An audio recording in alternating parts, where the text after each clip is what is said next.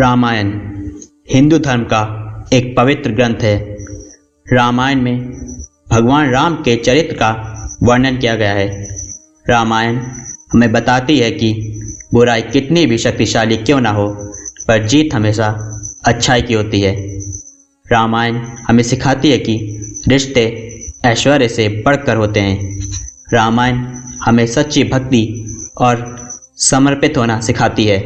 रामायण सभी के साथ सम्मान व्यवहार करना भी सिखाती है। रामायण हमें भगवान में विश्वास रखना सिखाती है। रामायण की मुख्य कथा तो सभी जानते हैं, लेकिन रामायण में कुछ ऐसी बातों का भी वर्णन है जिसे अधिकतर जनमानस अनजान है।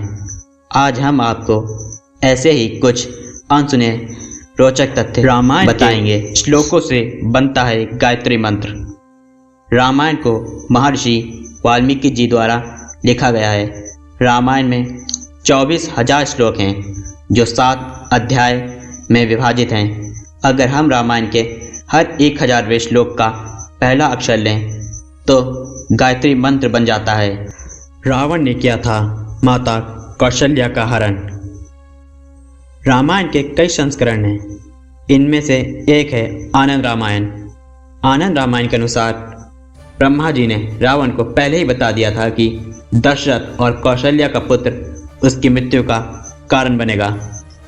अपनी मृत्यु को टालने के लिए रावण ने कौशल्या का हरण कर एक संदूक में बंद कर समुद्र के किनारे छिपा दिया था, पर राजा दशरथ ने कौशल्या को सुरक्षित ढूंढ निकाला था। भगवान श्री राम की थी एक बहन।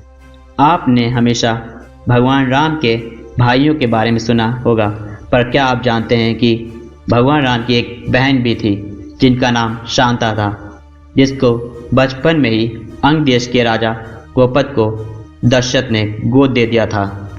नंदी ने दिया था रावण को श्राप। एक बार रावण जब भगवान शिव के दर्शन के लिए गया तो कैलाश पर्वत पर नंदी मिले। रावण ने अहंकार में नंदी को वानर के मुख वाला कहकर हंसी उड़ाई। नंदी ने रावण को श्राप दिया कि वानरों के कारण ही तुम्हारी मृत्यु होगी। इसी कारण भगवान श्री राम ने वानर सेना लेकर रावण पर आक्रमण किया था। दशरथ चाहते थे बंदी बनना। जब भगवान राम को वनवास दिया गया तब राजा दशरथ राम को वनवास भेजना नहीं चाहते थे। इसलिए उन्होंने भगवान राम को आदेश दिया कि वे उन्हें बंदी बना लें और राजगद्दी पर बैठ जाएं। लेकिन मर्यादा पुरुषोत्तम भगवान राम ने ऐसा करने से इनकार कर दिया। भगवान राम नहीं थे पूर्ण अवतार। आपको जानकर हैरानी होगी कि भगवान राम को पूर्ण अवतार नहीं माना जाता। भगवान राम 14 कलाओं में पारंगत थे, जबकि भगवान श्री कृष्ण 16 कलाओं में। ऐसा इसलिए था क्योंकि रावण को वरदान था कि उसका वध सिर्फ मनुष्य के हाथों हो सकता है, किसी देवता के हाथों नहीं। वाल्मीकि जी ने नहीं, हनुमान जी ने लिखी थी पहली रामायण।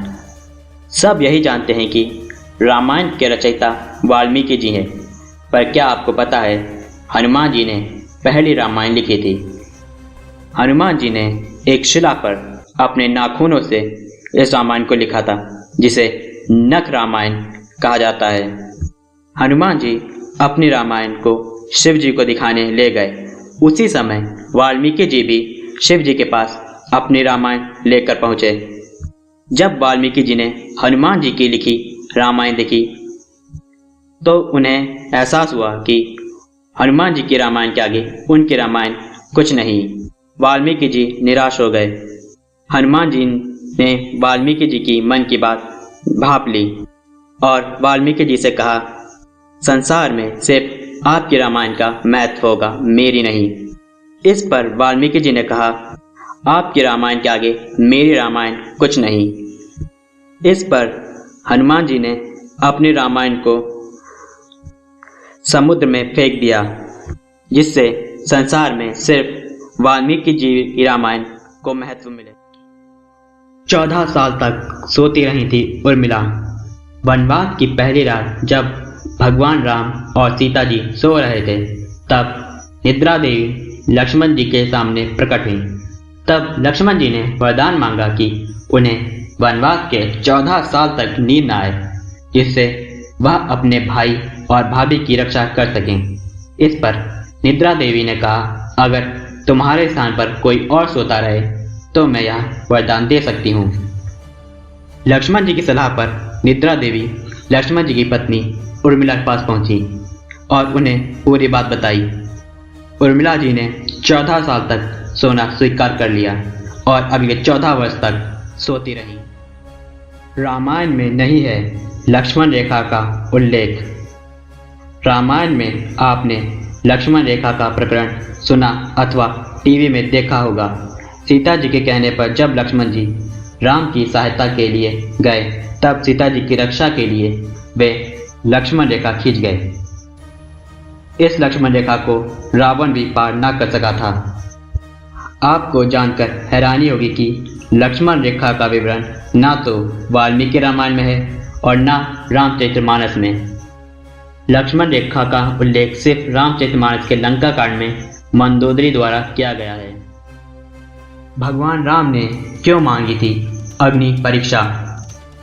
जब भगवान राम ने खरदूषण का वध किया था, उसके बाद राम जी ने सीता जी से कहा कि अब अपनी लीला शुरू करने का समय आ गया है। जब तक मैं धरती से राक्षसों का अंत ना कर दूं, तुम अग्नि में सुरक्षित रहो। भगवान राम ने अग्नि प्रज्वलित की और सीता जी उसमें प्रवेश कर गईं। सीता जी के स्थान पर ब्रह्मा जी ने सीता जी का प्रतिबिंब को सीता जी के स्थान पर बैठा दिया। रावण जिन सीता माता को ले गया था, वे सीता माता का प्रतिबिंब थी। लौटने पर श्री राम ने पुष्टि करने के लिए कि कहीं रावण ने उस प्रतिबिंब को बदल तो नहीं दिया, सीता माता से अग्नि परीक्षा को कहा। अग्नि परीक्षा के दौरान असली सीता जी वहां प्रकट हुई और उनका प्रतिबिंब उनमें समा गया। असली सीता जी आकर राम जी से मिली। आधुनिक काल वाले वानर नहीं थे हनुमान जी। आज से 9 से 10 लाख वर्ष पूर्व वानरों की एक ऐसी विलक्षण जाति विद्वान थी जो आज से लगभग 15,000 वर्ष पूर्व विलुप्त होने लगी और रामायण काल के बाद लगभग विलुप्त हो गई। इस वानर जाति का नाम कपि था। यह जाति इंसान और मानव का मिला हुआ एक रूप था। इनके हाथ पैर इंसानों जैसे तथा मुख और पूंछ वानर जैसे नजर आते थे। इंसानों जैसे बात करते थे। इंसानों के साथ वैवाहिक व राजकीय रिश्ते भी थे। रामायण में वर्णित वानर कपि ही थे। हनुमान जी भी इसी जाति के थे। हनुमान चालीसा में भी इस बात का उल्लेख मिलता है। जय हनुमान ज्ञान गुण सागर, जय कपि तिहु लोक उजागर। विज्ञान भी इस बात की पुष्टि कर चुका है कि कपि जाति का अस्तित्व था। इंडोनेशिया के बाली द्वीप पर आज भी इस जाति के लोग रहते हैं। लव कुश थे पहले रामायण वाचक। विश्व में पहले रामायण का वाचन करने वाले कोई और नहीं बल्कि स्वयं भगवान राम के पुत्र लव कुश थे, जिन्होंने राम कथा स्वयं अपने पिता श्री राम के आगे गाई थी। पहली राम कथा पूरी करने के बाद लव कुश ने कहा भी था, हे पुतु भाग्य हमारे जागे, राम कथा कही राम के आगे।